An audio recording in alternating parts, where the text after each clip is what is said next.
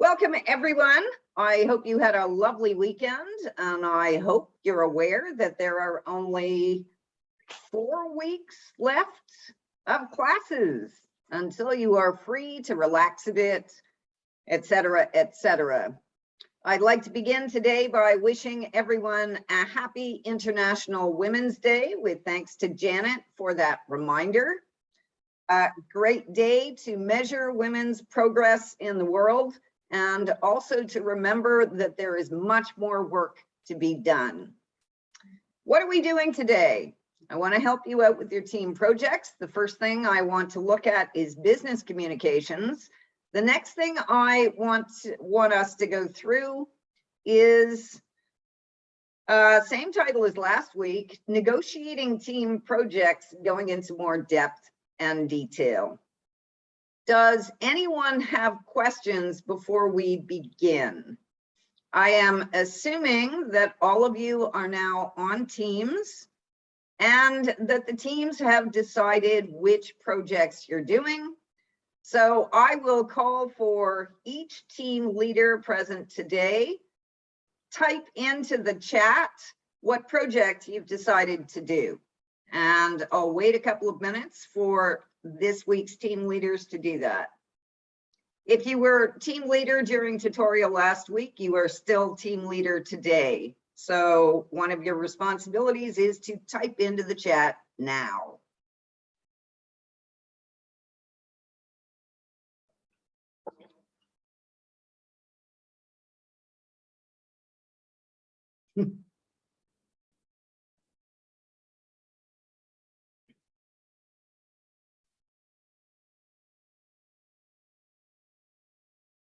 So while you are doing that, and we are waiting for the comments to flow in, I want to address a couple of things. I am certain that we all know that there is a war on in another part of the world. I want everyone to keep in mind that when war occurs, people often take very firm positions, and they do not always realize that there are nuances involved. And so, for instance, I have heard of, for example, children who are Russian being beaten up in school these days in Canada. I think we all have to keep in mind that just because someone is Russian does not mean that they are necessarily standing with Putin for the war, and that children should not be beaten up on account of their heritage. This speaks of discrimination, this speaks of bias, and it speaks of ununderstanding hatred. These are not things that we want to perpetuate. So wherever you stand in this war, keep in mind that kindness and tolerance towards all, especially towards children, especially towards those who may be torn in their heritage, that is incredibly important. One of my special fields is war. That's what I study. And so I will repeat again, regardless of where you stand, regardless of where other people stand, kindness and tolerance should be the hallmark of all your dealings with other people. Second issue I want to address. Thank you, Ksenia, for that comment. Yes. The vulnerable do indeed need to be protected regardless of nationality, gender, skin color, race, ethnicity, religion, etc. We have seen that over and over and over again.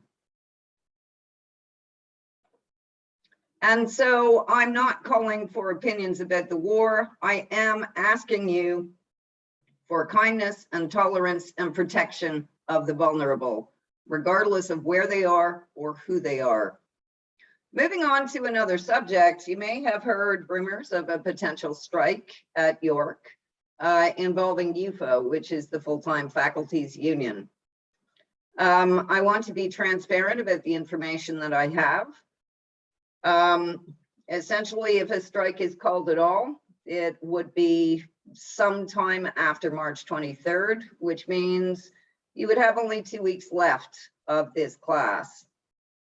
Here I want to recall an anecdote from my own experience that involves medicine. Each and every year I go for a particular medical test. Each and every year I am called back on an emergency basis to have more testing done. The first few times this happened, I panicked. And then, as it turned out, the emergency recall results were fine. Over time, I have learned not to anticipate the worst until it actually happens. When you think about this strike, remember, calling a strike vote is a tactic used to get the administration to negotiate. It does not mean that a strike is going to happen. It means it's a tool, it's a strategy. There is much negotiation being done between now and then. I want to assure you that even if a strike happens, yes, you will receive credit for the time you've spent in the course. You will receive a final grade in the course. I would also advise you that should such a strike happen, you continue to use class time. I mean, if the administration happened to suspend classes, that teams use the regular class time to complete the work. I mean, if it does happen, you have only 2 weeks left. You will still be able to submit your assignments. And I would suggest that you take a close look at eClass should a strike occur, because you will find helpful materials on there. So you can still complete the work. We will not leave you dangling as people scatter to summer jobs and such. And your energy and your focus is much better spent completing your schoolwork than worrying about something that may never happen at all. I will keep you posted about what occurs, but that's all the information that I have to date. So I wanted to be open, upfront, and transparent about that, but I also want to urge you once again, you need to focus on getting the work done and not stressing out about something that may never happen, kind of like my emergency medical recalls that happened this year again. So learn to cope with that. You have had an incredibly difficult year, many of you so far. Consider this one more challenge that we will get through together. Okay, on to, you're very welcome, Etter, and I will keep you updated. I would suggest you not spend too much time on social media looking at strike news. Wait till a week before it happens and then see what's being said. I'm going to share my screen now and continue with the course. First thing I want to discuss today is your business writing self. You started this actually in Portfolio 2 when you were asked to do assignments that called on you to come up with an issue and to take action by writing to a specific person about it. In order to do that, you needed to use your diplomatic skills to make the person pay attention to the problem, and then to provide evidence for them to read to try to get them to change their minds. So many of you took high school English classes. Many of you may have a conception of writing as very styled with complex sentences. Business writing depends on what you're writing, the genre you're writing, and the company you're writing for. However, there are four very strict guidelines that focus on business communications. And those are, in turn, First, when you are writing on a work email, a work social media account, a work account of any kind, if you are writing anything to do with the company you work for or the business that you work for, you never, ever, ever write anything that the entire company can't read. There's a very good reason for that. If anyone has seen The Newsroom, the television show, I think I showed you a clip from it a few weeks ago. You'll know that in one of the very first episodes, someone very important at that television station accidentally sent an email to the entire office, and from there it spread to the entire company. It was a private message that was not intended to be shared. You never know, especially these days. I mean, I learned as long ago as when I was doing contracts for IBM.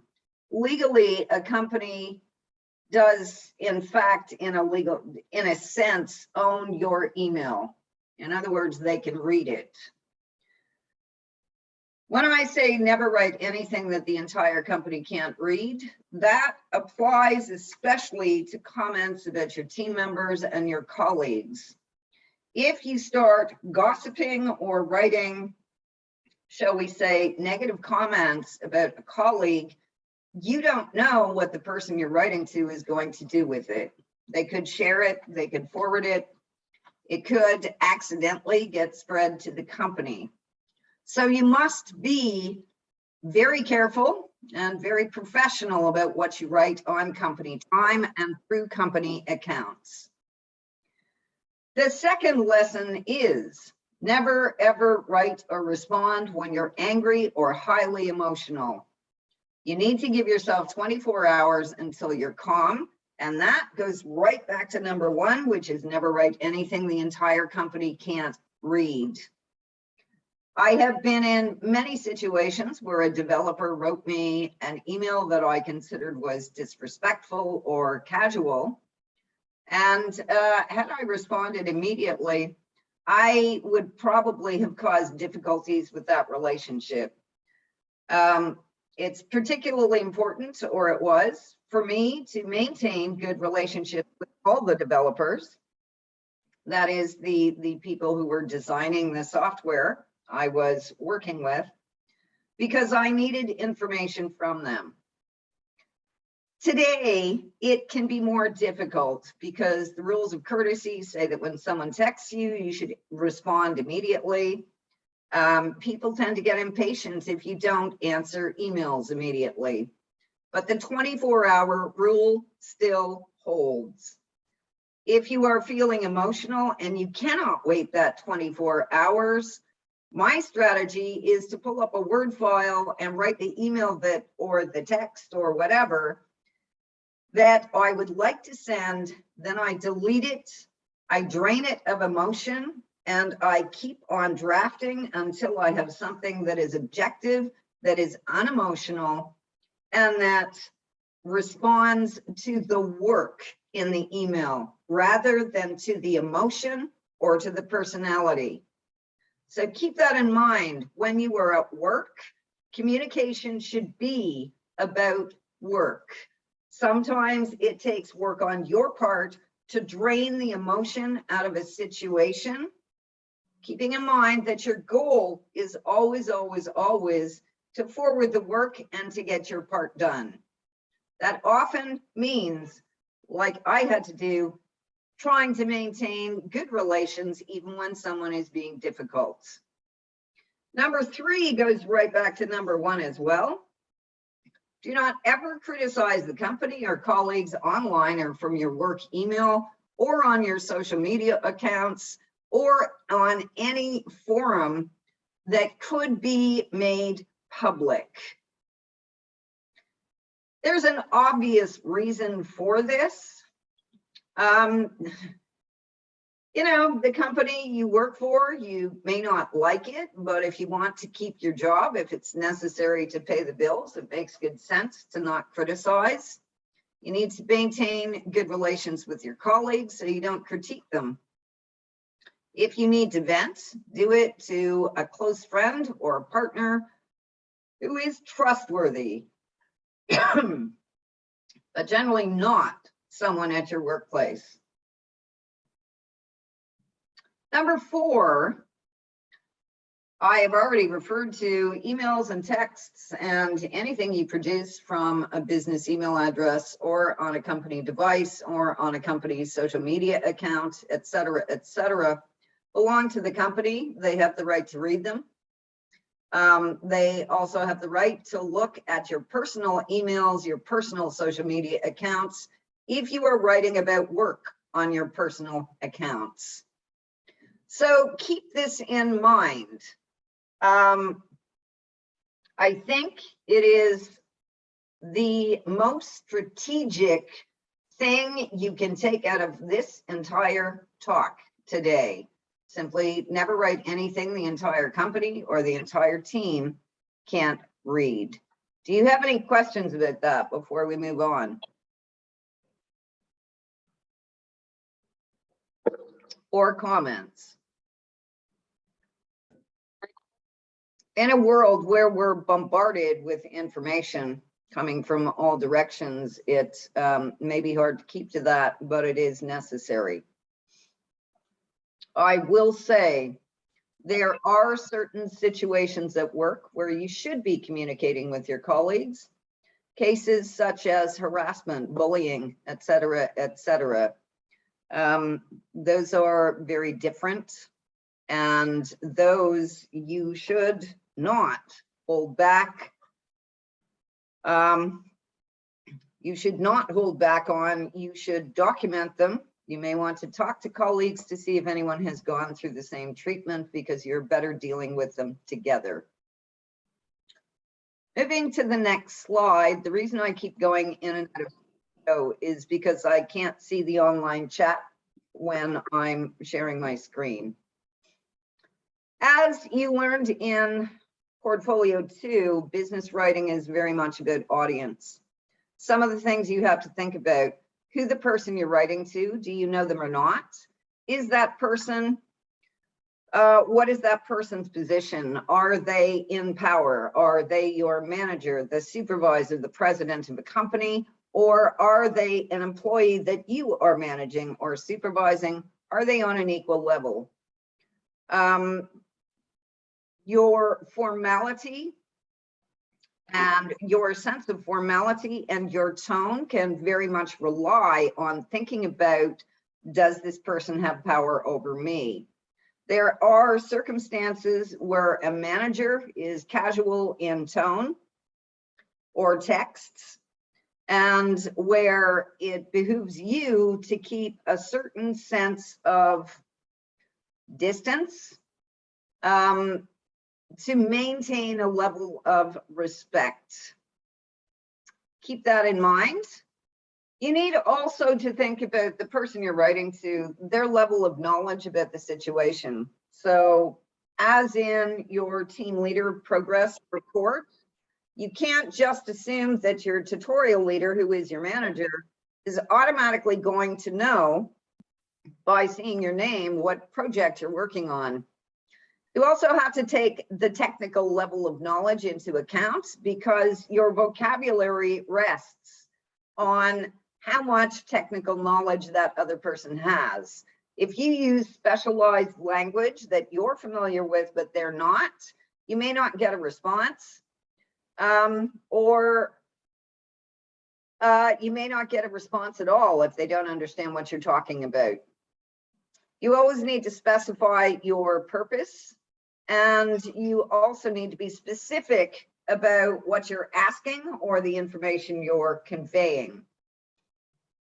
Business writing, unlike creative writing or even literary writing, its purpose is to concisely convey specific information. I would add to that, it's about accuracy as well. And so mistakes are made when inaccurate information is passed that is not specific. By concise, I mean, generally speaking, you follow the company guidelines. I've worked for many companies as a contractor. Each company has its own style, and as I see in the last point, Each company's vision of itself is different. You have to learn the rhetorical strategies the company uses in its language and in its writing. But as you move through your degree program and you learn analytic techniques, you will not find that difficult to do when you actually go into a company. Nevertheless, business writing tends to be more concise than literary language, and the hallmark is accuracy. The reason for the conciseness is obviously to save work. In companies, time means money, and ambiguity means confusion. I worked in aeronautics, astronautics, engineering for a couple of years at MIT. And some of the examples about the ambiguity and lack of accuracy led to things like a space vehicle heading to Mars going way off path and completely missing because part of the team was using British units and part of the team was using American units for measurement. Obviously, they didn't match. We can also look at the Challenger. That was a tragedy that I have never forgotten. I happened to be watching it live on television at the time. And of course, the investigation afterwards showed that information had been passed that might have stopped that launch, but it was buried in the middle of a paragraph, and power relations made it difficult for the information to stop the launch. So it's incredibly important, regardless what field of business you're in, to be accurate, to be concise, to save the company time and money. Generally speaking, email and texts and so on and so forth, we're still using email for so much company business. You save companies and institutions time, money, and work by using appropriate titles, by filling in the subject line with a searchable title. If you attach a file, by naming the file by its purpose. I cannot tell you how many times in the last few months since I became department chair, I have spent much time searching for a specific email, and I know it's there, but the subject line doesn't describe the content. So you waste a lot of time searching. Next, your purpose, question, or reason for writing is always stated first, not last.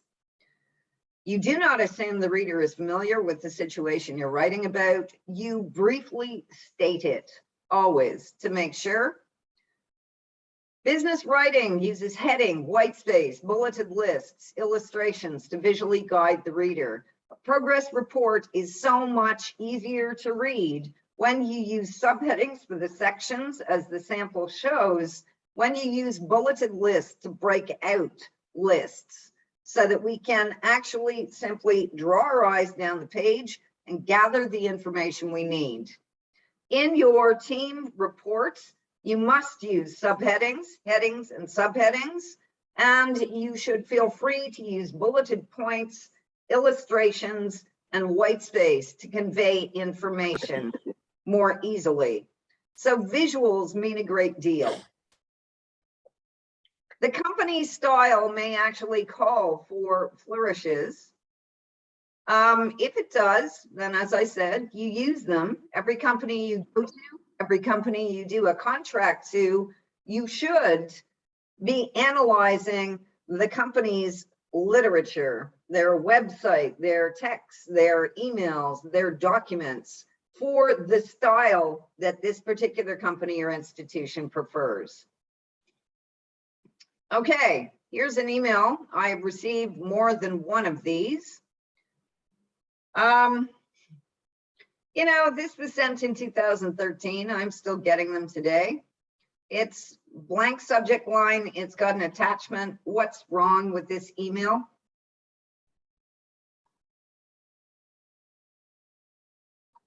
Yeah, the subject is missing. What else? There's no content beyond the attachment. Yeah, no subject line, no idea what the email is about or who it's from. The email used certainly isn't appropriate for business. You don't know what the attachment is. Email address is non-professional. There's no label for the attachment. Tell me something. Use your reactions. Would you open this email, or rather, would you click on the attachment in this email?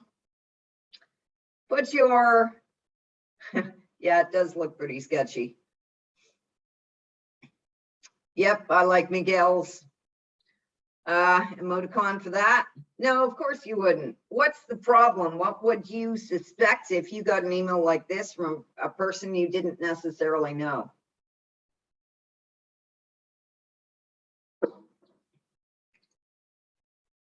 Spam, viruses, scam, absolutely. A hack. I don't know this person.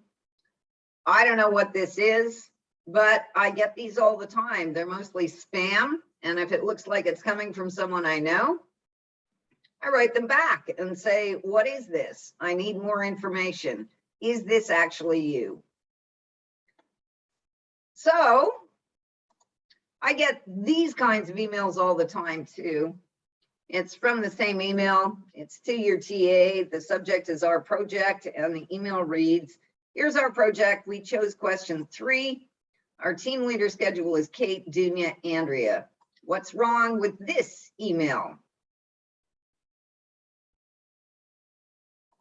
If you're the TA, what is wrong with this email, and what would you suggest the writer do?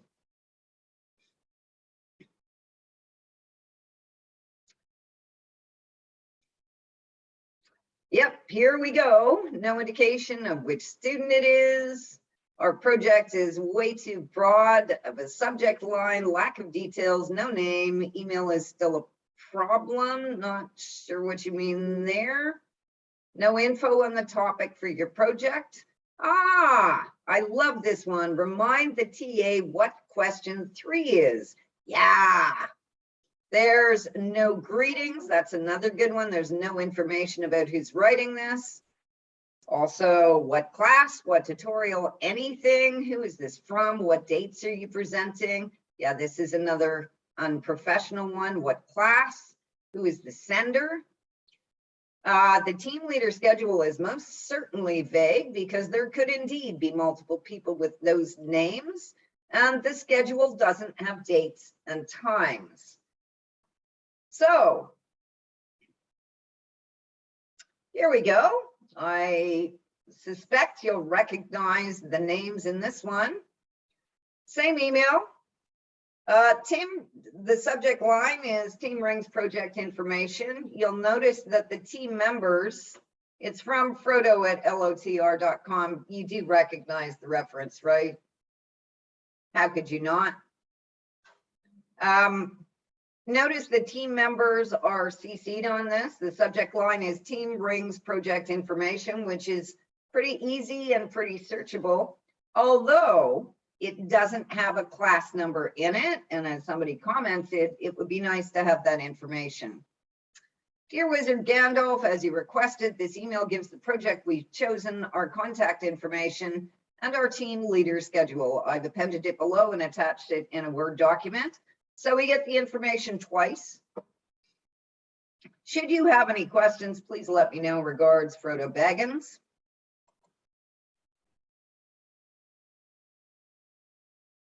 And then we have below this, Team Ring chose to research option 2, traveling to Mount Oraduruin. I hope I spelled that right. To destroy the ring in its fires. Our team members are in the order they will act as team leader. Please note here, full name, full contact information, and I didn't put dates in when I wrote this. I put the weeks in. We see the attachment is called Team Ring WRIT 1003 contact. So this kind of email gives much more information. You note as well that by CCing all the team members, you keep them informed of what you're doing. No one is left in the dark. The email is polite. It uses Gandalf's full title as far as we're aware of it, that is. And it begins as you requested. So it indicates to Gandalf that he has requested this information. Here is the response. It lists in the very first sentence the information that's contained in the email below and in the Word document. And it ends politely, should you have any questions, please let me know. Regards is fairly neutral.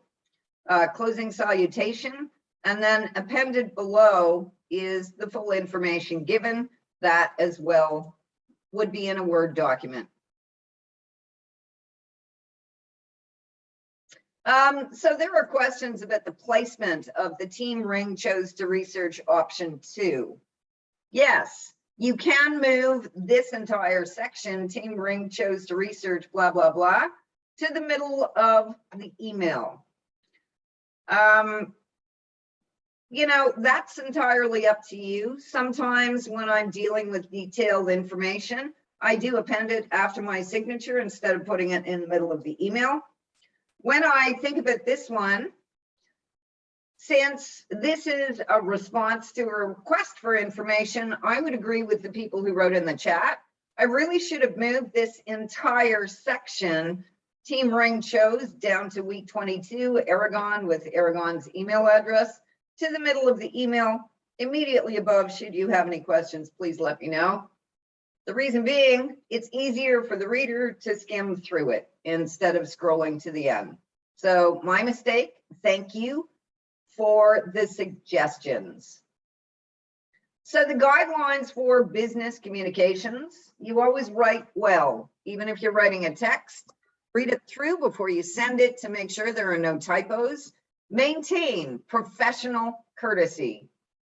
Make sure that subject line is informative and searchable, especially if your email address is not. Never send a blank subject or a blank email.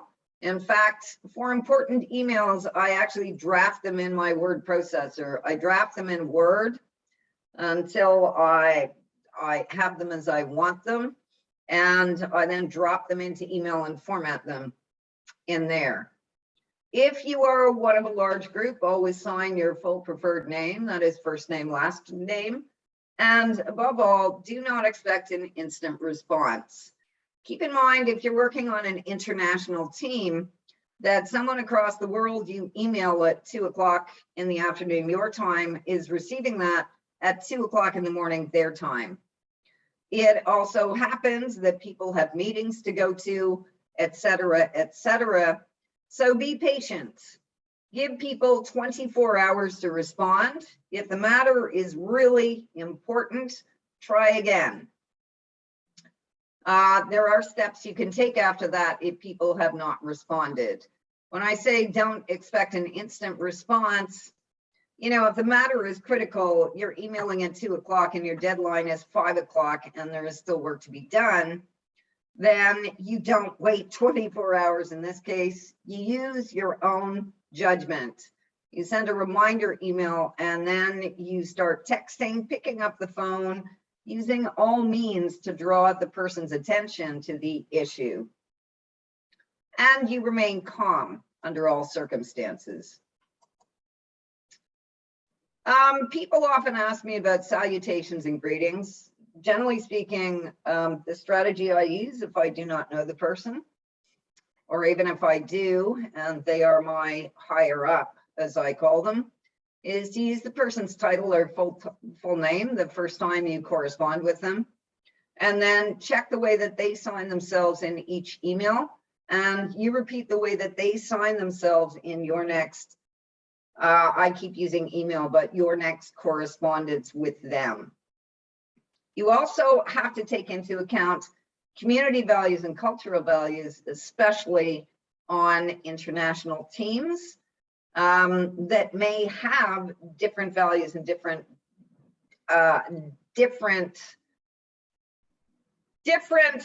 forms of salutation, different forms of what may be considered respectful.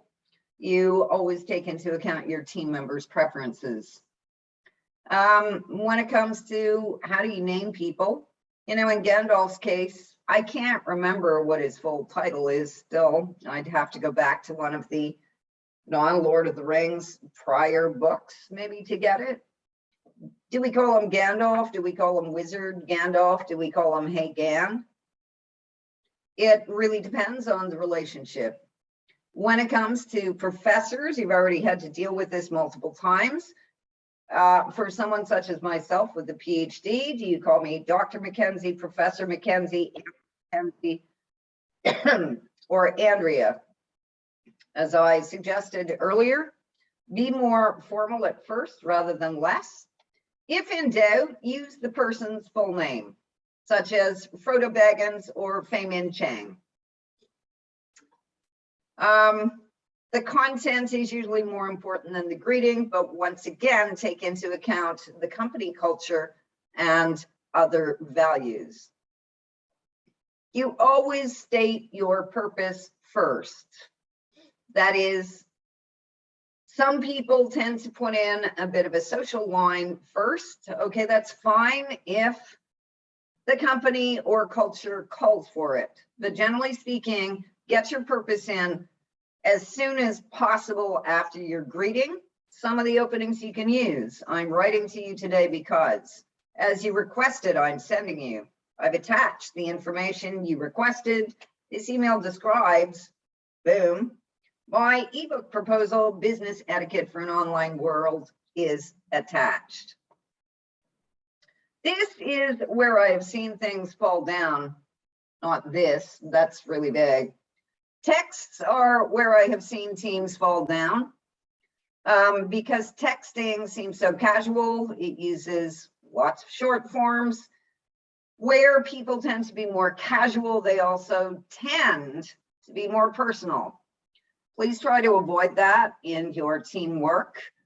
Texting may seem more casual, but it does not have to be more personal. Keep in mind, once again, focus on the work first.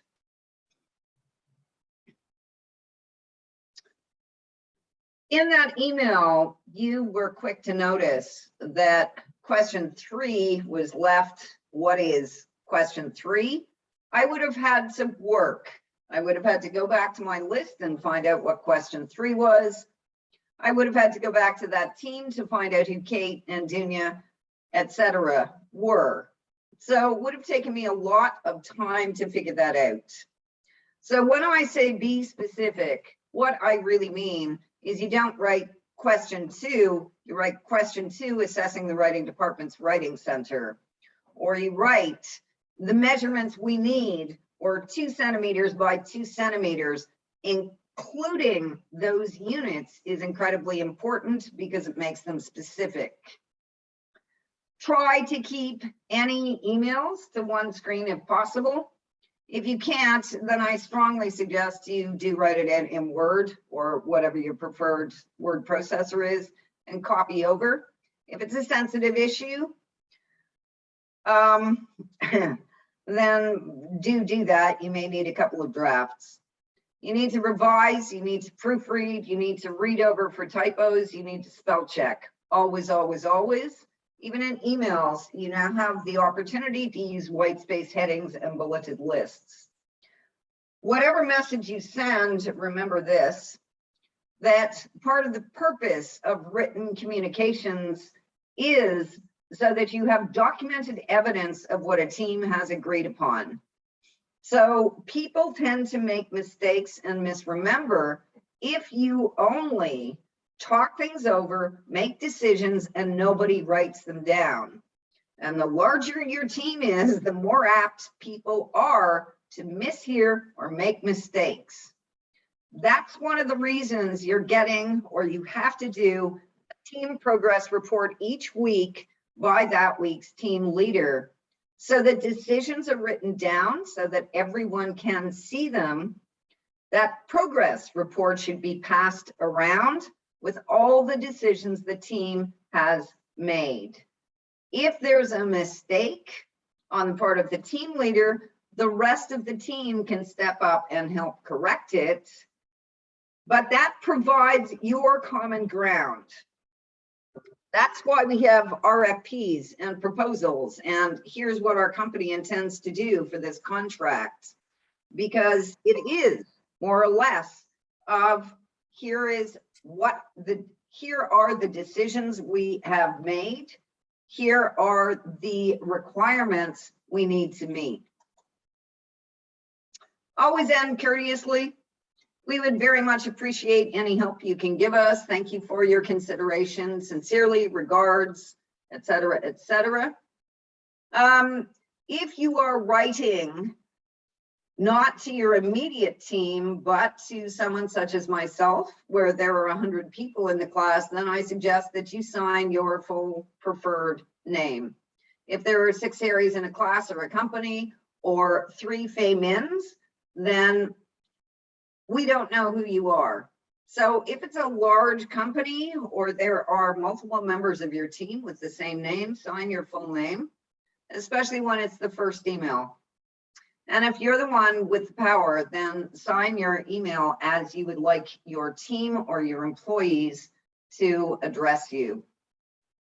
Do you have any questions about any of that?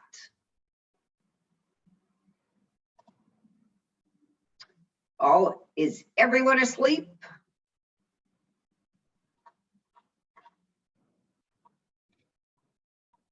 Or still awake? Okay, I want to go on to negotiating teams, and hang on for 1 second. I want to go back and see what you're working on. Great social media campaign to publicize the professional writing program. Social media campaign, lovely. Survival guide for first-year students, advice and information for first-year students. I'm glad to see several teams are doing that, because you will all come up with something different, and we can use the suggestions. The impact music has on students and their study habits. Great, and I am looking forward to seeing what the rest of you are doing. Okay, glad to hear you're still awake. I love it. Next part of the class. Share screen again. Negotiating team projects. Same title as last week, but something different. The first thing I would like you to do, you will need something to write with. Let's delve a bit deeper into this subject. What does the word professional mean to you? I want you to write down your answer and then share it with us. Be thoughtful about this. What comes to mind when you hear the word professional?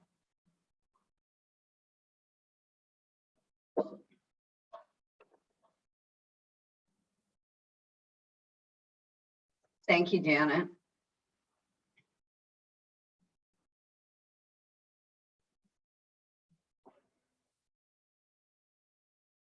Comments are starting to come through. Keep on writing and sharing what you think.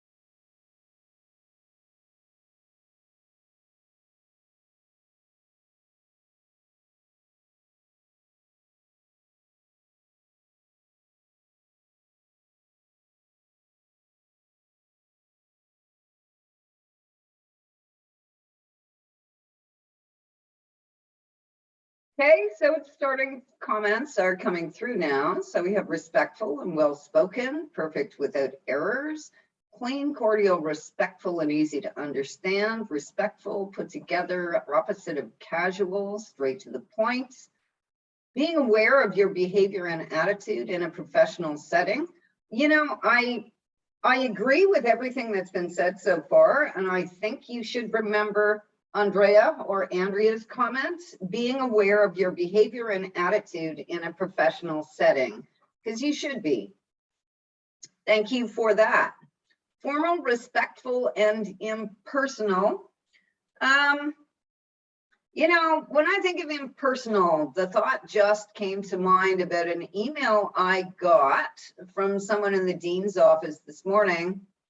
that began with, Dear Andrea, happy Women's Day to a strong, bright, incredible woman, and then moved on to the business. I cannot tell you how much that email brightened my day at a point when I was snowed under with emails, especially. So you don't necessarily have to be so impersonal that you're not showing engagement and personality. It means stepping back from emotions such as anger. It does not mean that you cannot be socially pleasant. It doesn't mean that you can't chat about people's kids, about how's your mom doing or how's your dad doing. You know, what did you do on the weekend? Did you have a good one, etc., etc. I think it's the difference between, imagine if I walked into class every week for 24 weeks and went, good morning, class. The work that we're going to perform today is, and I went through it without engaging with you at all. What I do try and do in both my teaching life and my industry life is to maintain courtesy, to get the work done, to do it with a sense of humor, and also with those small touches that means I hear you, I'm listening to you, I understand that you're a person, you have a life, and I appreciate that. So there's a balance that you have to find for yourself. Formal doesn't necessarily mean stiff. Respectful, however, you should maintain that at all times. And you find balance between being pleasant, someone that people like to work with, and not getting heated, not getting, you know, it's the negative emotions that you want to drain out of your working life, if it's at all possible. Courteous, concise, and official way of writing. So thank you for that comment, by the way, because you made me think about what I said before, and I really needed to add to it. So negative emotions, you try and keep them out of your working life, and focus on the positive. So thank you to the person who made that comment. You made me rethink myself. Responsible, respectful, and transparent environment or person, yes. Kind, composed, formal, respectful, to the point, competent and efficient, focus on the subject. Yeah, Robert, it can be a guise, but I kind of like to think that I'm me in the workplace as much as I am outside of it. So it doesn't necessarily have to be a guise.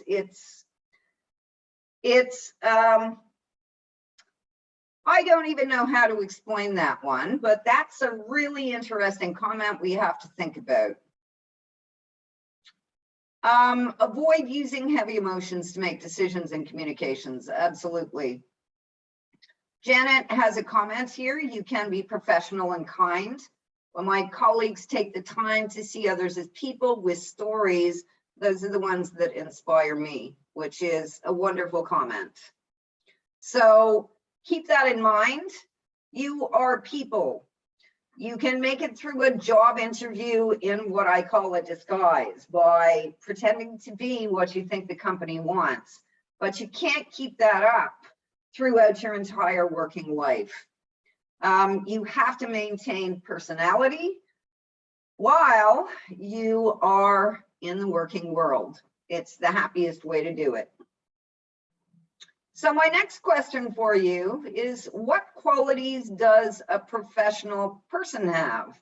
And please write down and share your answer to that.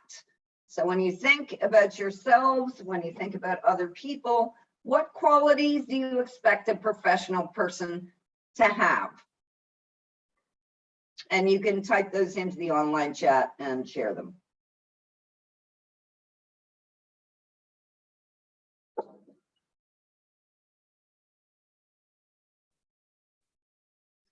Harry writes, reliable, easy to approach, clear and communicating. Yeah, those are all good qualities for someone professional to have. I'm seeing the word assertive. It depends on the circumstance, I think. Organized, detail-oriented, courteous. Yes, keep going. Let's have more of these down here.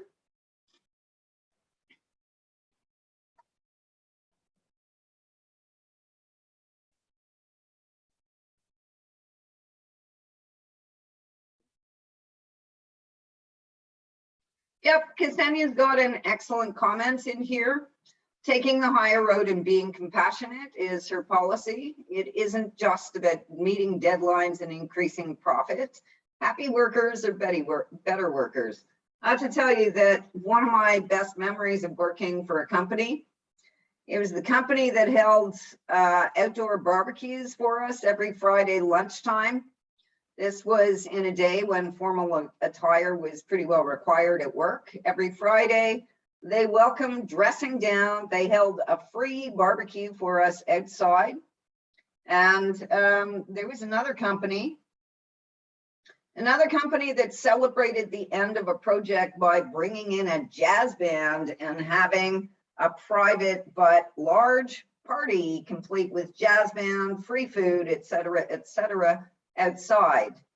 That company also had the policy of being compassionate towards workers' personal circumstances. A little understanding goes such a tremendous way. So giving someone time off to deal with a family crisis, it's compassionate. It means that people think well of the company, not just about their product, but the way that they treat people. So I think that's incredibly important. Thank you for that, Ksenia. Moving on, considerate, decisive, respectful. Keeps composure, speaks respectfully to everyone. That, yes, absolutely. Emotional intelligence, that's an interesting phrase. I like it. Attentive and composed. Next question's coming. We're going to skip that one. This screen, what you write is private, but I want you to take the time to do it because it's really, really important that you spend at least a couple of minutes looking at yourself and your own habits. What qualities of yours will benefit a team?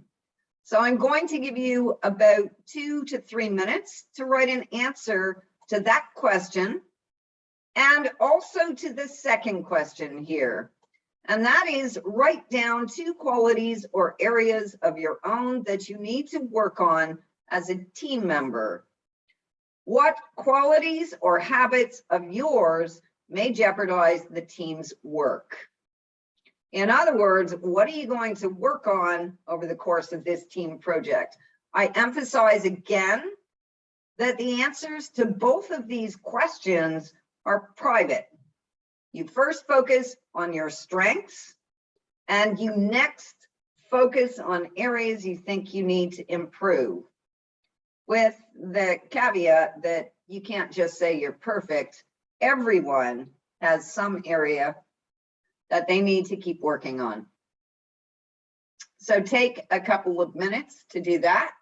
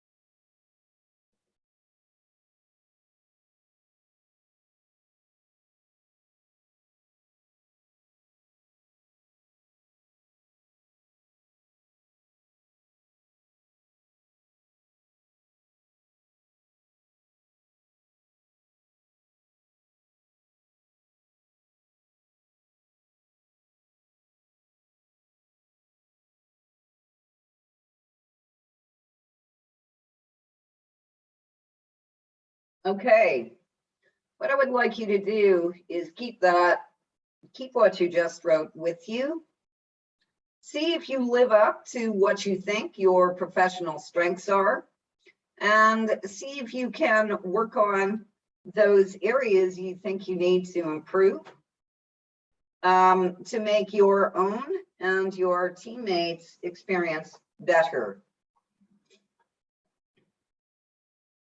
I went over this slide last week.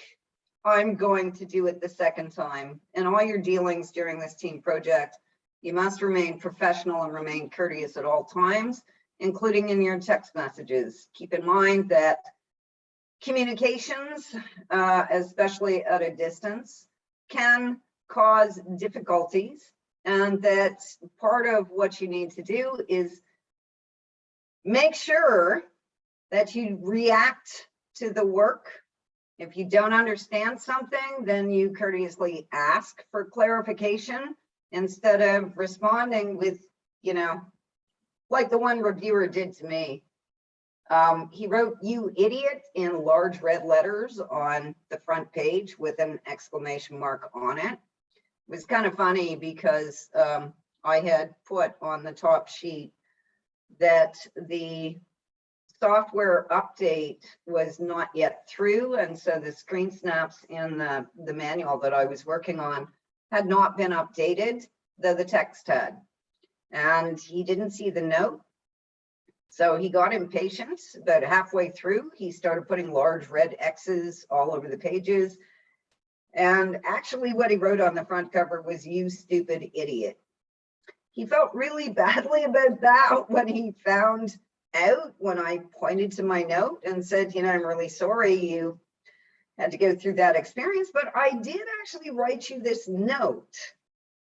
If I'd gotten angry, I would have blown that relationship. I laughed instead because I knew I had written the note. We remained pleasant colleagues. He was profusely apologetic, and he never did that to anyone ever again, in my experience.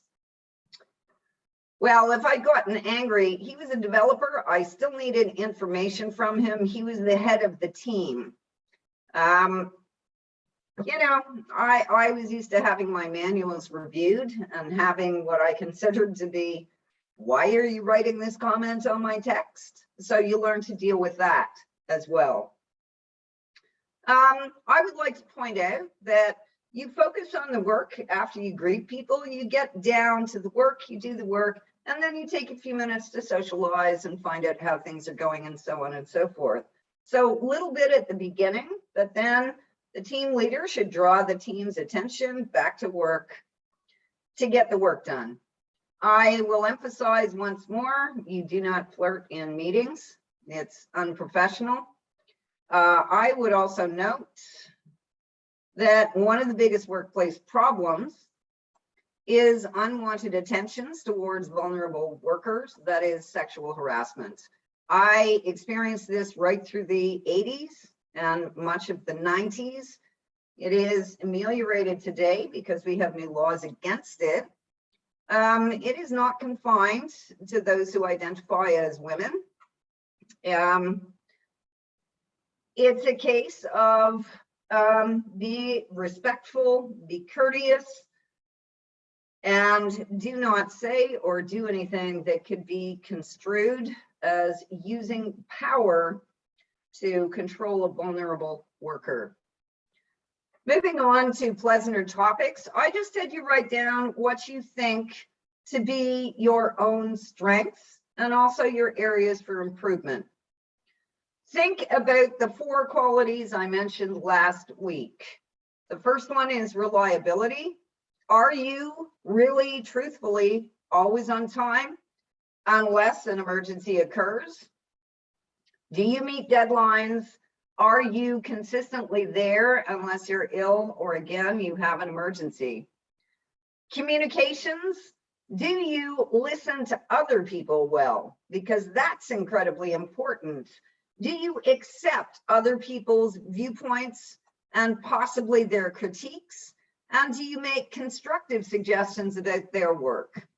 There is one strategy that I use occasionally in meetings when someone suggests a new idea, and that is that for the first 5 minutes of the discussion about that new idea, all the comments must point to its strengths and all comments must be positive. New ideas are great. Sometimes they work, sometimes they don't. You will never know if everyone immediately shoots the idea down before you have a chance to discuss it.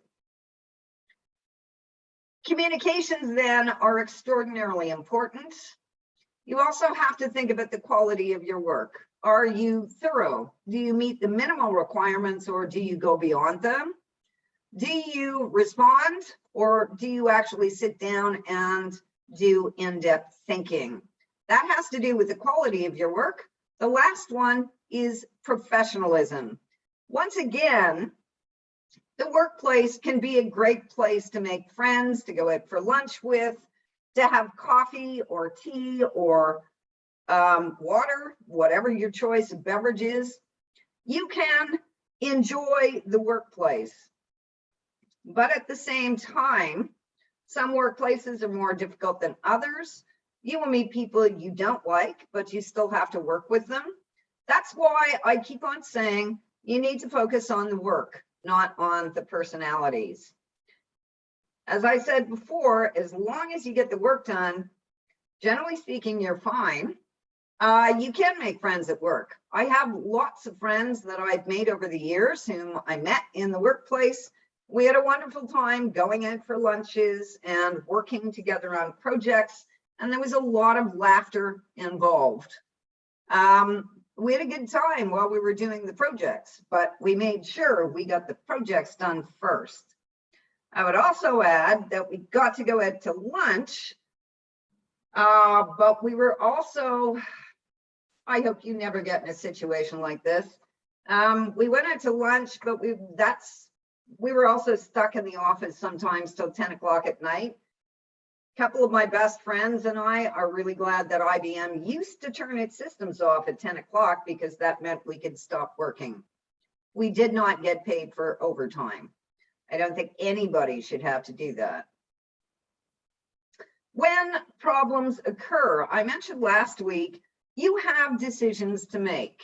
Your manager, in short, is not going to be pleased if a project cannot be done on time or it's adversely impacted, and there have been problems all the way through that you have not reported to your manager. Keep in mind, managers are there to help a team or an individual resolve difficulties. That's how they're supposed to function. Okay, not all of them do. Hopefully you get a good one. When you present problems and issues, the important thing is to state the problem clearly and to focus on the impact it's having on the work of the project. You try not to shame any individual by pointing a finger and saying it's all their fault. You will get better response if you haven't just focused on here's the problem and here's the impact, but you can say, we have thought of this way to resolve it and this way and this way. And we're coming to you because at this point, we're not sure what to do. And we thought you might have other suggestions. So an example of this, the interview with Jennifer McGuire was canceled. We have therefore contacted Adrian Arsenault and Jamie Poisson to see if either of them is willing to do an interview about blah, blah, blah, blah, blah. Or something along the lines of the project is behind schedule because unfortunately, the development team is still having difficulties with programming the software. At this point, the technical documentation is behind. What we are trying to do is write to the way the software is expected to perform, and we can correct it later. So you are always trying to resolve a problem. If you have a teammate who is having an adverse impact on the team due to bullying, harassment, or any other such behavior, You need to report that directly to the manager immediately and clearly state the occasions on which the behavior occurred. So that's the occasion when you name names. The biggest problem always I've found through many years of managing teams in and out of the workplace is we can't meet the deadline. The usual reasons are, or the most common ones, an individual hasn't done the work that was promised, an individual has the information you need but won't release it, there is too much work and too little time. So my question for you now, here are 3 difficulties. Which of these should you speak to a manager about? Not just in academics. If you're working for a company and you're on a team, your project deadline is threatened. It is usually set either by the company because they have promised a client, or it's set by a client and the company has promised to meet it. So which one? 1, 2, and 3. Which of these would you speak to a manager about? 1, 2, 3, 2 of the 3, all of them. What do you think?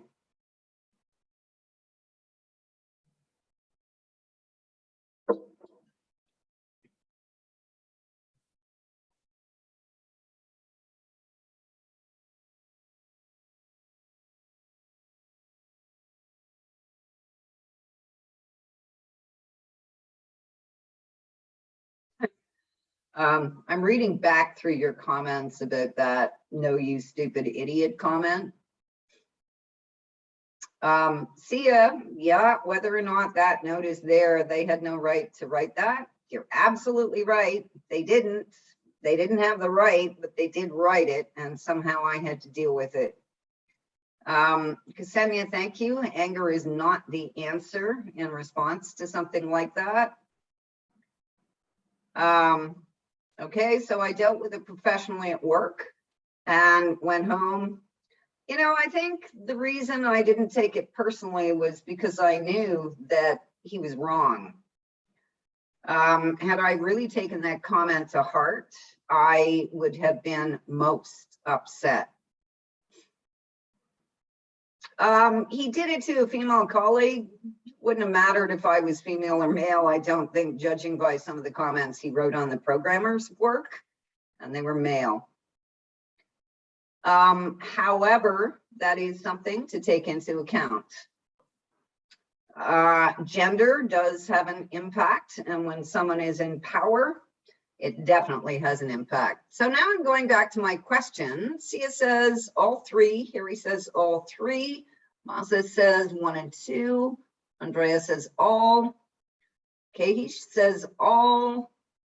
Okay, so some of you are saying 1 and 2, others are saying all 3.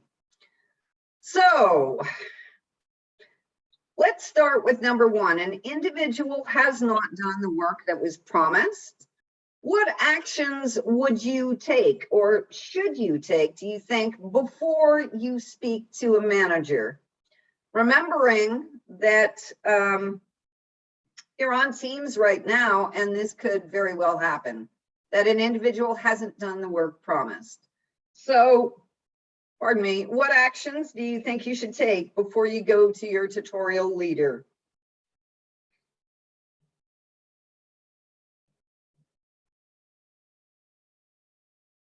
Yeah, Ethan, absolutely. Contact the person and see what's happening with them first. Take a compassionate approach, believe in the person. This is part of what we were talking about before. You don't know that they're not coping with illness or emergency. So give them the benefit of the doubt, be compassionate, contact them and see what's happening with them beforehand. If there's a problem, especially if it's something that is going to impact the project, hopefully the individual has already contacted the manager or the team leader. However, that may not be possible. So you need the full story in hand before you contact your tutorial leader. you can go to them with suggestions about how to cope with the situation. Andrea, absolutely. Email or talk to the colleague, be considerate, and ask if everything is all right respectfully. Harry, I think your last part, see if there's an emergency or some sort of personal problem, is correct. I would think about the language you're using in the beginning, because confront is a very strong word that indicates a kind of combativeness. And I would also reverse that. I would see if there's an emergency or some sort of personal problem first. And only when you have that answer, maybe there isn't an emergency, maybe they just got overwhelmed, then ask them why they couldn't complete the work. So the answer, yeah, thank you, Harry, for changing that. So order is important. First, you make sure the person's okay. Then you find out why they're unable to keep the work. So thanks, Harry. Yeah, I'm seeing your comment that confront was a bit more harsh than intended. So we're going to soften that language. So remember the compassionate approach, while at the same time, keeping in mind, if someone can't complete the work for a good reason or a not very good reason, like they just haven't done it, the team has to take that into account. Find out before you contact a manager. But if you try to contact the person and you do so over the course of, say, 24 hours, somebody sends an email, or you've tried multiple channels and you try again after 24 hours and you're still not getting a response, you need to contact your manager, that is your tutorial leader. There may be something wrong, and we can help you go through the rest of the project and make arrangements. An individual has the information you need but won't release it. Once again, it's a case of speak to the person. I'm going to whip through this because we're going over time. When someone has the information you need but won't release it, you need to ask them why. Listen carefully to their answer. Negotiate with them. The team needs the information and they need it now. And if they're being really recalcitrant and it's towards the end of the project,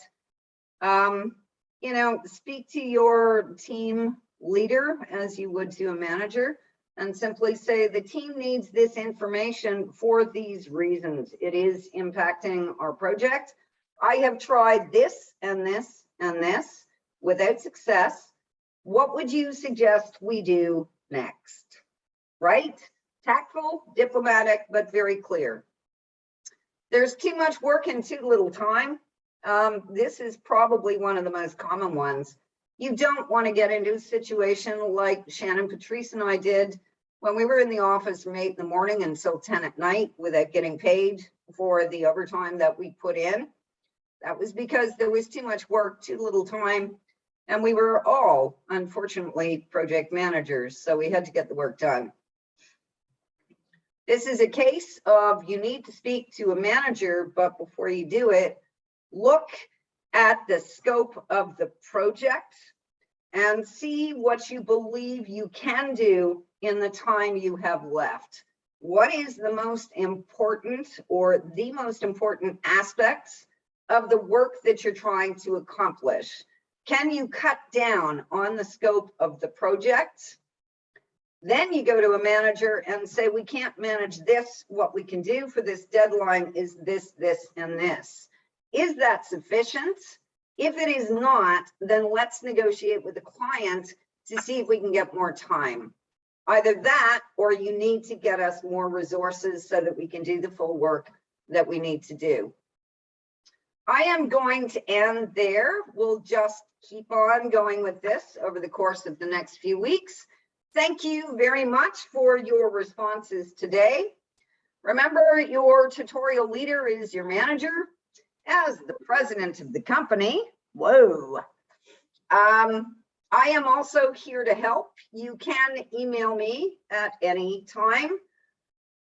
especially if you're having difficulties or you want to inquire about resources or sources you need to complete your project. If you have questions or comments, you can stay after class. I'm going to stop recording now. Thank you very much for being here and for listening. You have brightened my day. Happy International Women's Day. Thank you.